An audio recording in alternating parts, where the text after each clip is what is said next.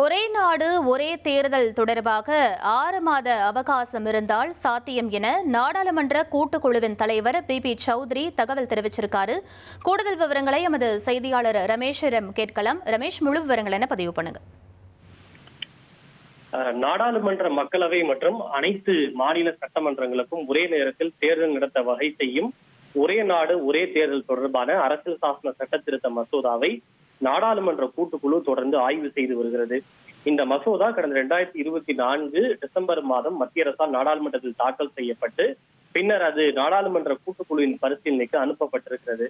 இந்த சூழ்நிலையில் 6 மாதத்திற்கு முன்பே அட்வான்ஸ் நோட்டீஸ் கொடுக்கப்பட்டு போதிய கால அவகாசம் கொடுக்கப்பட்டால் நாடாளுமன்ற, மக்களவை மற்றும் நாட்டில் உள்ள அனைத்து மாநில சட்டமன்றங்களுக்கும் தேர்தல் நடத்துவதற்கு சாத்தியம்தான், அதற்கு நாங்கள் தயாராக இருக்கிறோம் என தேர்தல் ஆணையம் இந்த நாடாளுமன்ற கூட்டுக்குழுவிடம் சமர்ப்பித்திருக்கக்கூடிய முதற்கட்ட அறிக்கையில் தெரிவித்திருப்பதாக இந்த கூட்டுக்குழுவினுடைய தலைவர் பி சௌத்ரி அவர்கள் தெரிவித்திருக்கிறார்.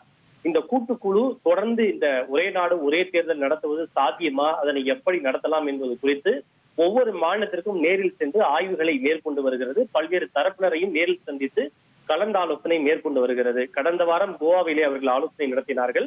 இந்த வாரம் உத்தரப்பிரதேச மாநிலம் லக்னோவில் 3 நாட்களாக முகாமிட்டு பல்வேறு தரப்பினரை சந்தித்து அவர்கள் ஆய்வுகளை மேற்கொண்டு வருகிறார்கள்.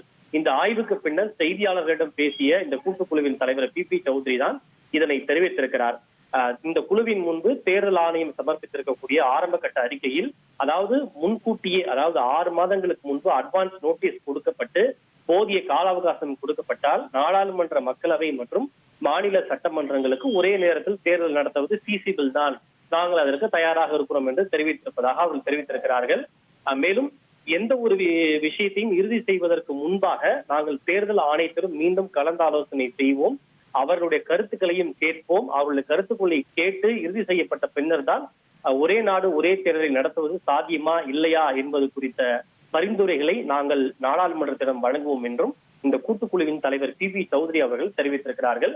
தேர்தல் ஆணையம் இதனை சொல்வது முதன்முறை அல்ல, ஏற்கனவே பல சந்தர்ப்பங்களிலே இந்த கருத்தை அவர்கள் வலியுறுத்தி இருக்கிறார்கள். இன்னும் சொல்ல போனால் இந்த ஒரே நாடு ஒரே தேர்தல் என்ற கான்செப்டையே முதலில் பரிந்துரைத்தது தேர்தல் ஆணையம் தான் என்பது குறிப்பிடத்தக்கது. தேர்தல் ஆணையம் முதலில் குறிப்பிட்டது, அதன் பிறகு பின்வரும் நாட்களில் வந்த சட்ட ஆணையமும் இதே கருத்தை பிரதிபலித்தது.